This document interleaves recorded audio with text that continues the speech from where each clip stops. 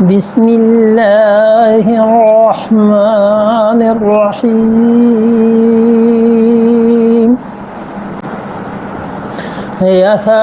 يسألونك ماذا ينفقون قل ما أنفقتم من خير فللوالدين والأقربين واليتامى والمساكين وابن السبيل وما تفعلوا من خير فإن الله به عليم.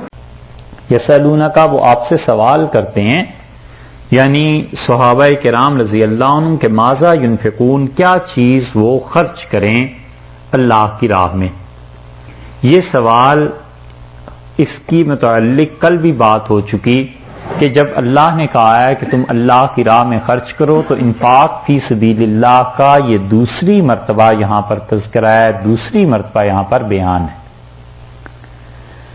اور سوال یہ کیا کہ کیا چیز خرچ کریں، اور جواب اللہ تعالی نے دیا ہے کہ اس مقام پہ جواب میں گویا یہ بتلایا گیا ہے صحابہ رضی اللہ عنہ کو کہ کیا چیز آپ لوگ خرچ کریں، اس سے زیادہ بہتر یہ ہے کہ ہم تمہیں بتائیں کن پر خرچ کرو.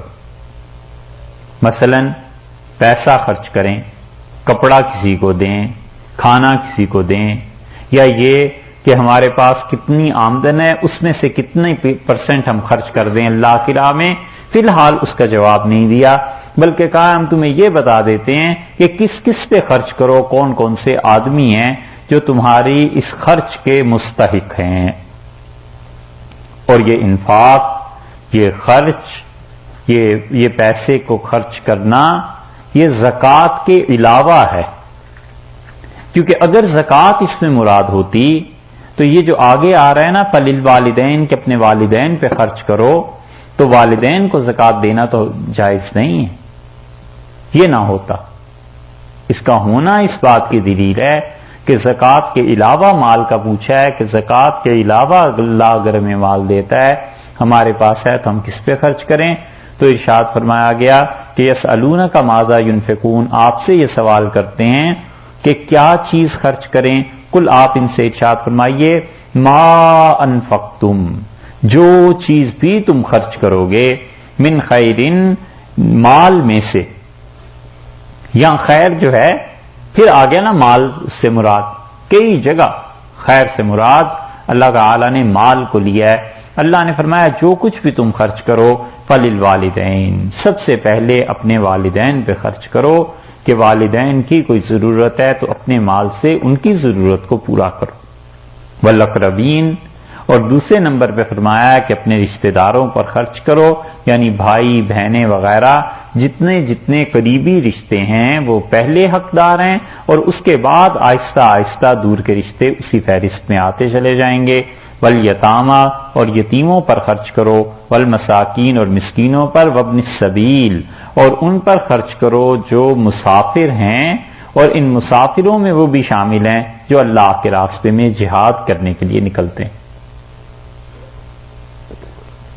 ان سب پہ خرچ کرو. تفصیل اس کی کل کی آیت میں گزر چکی، وہاں پہ مسکین اور یتیم اور خرچ کرنے کے متعلق عرض کیا تھا.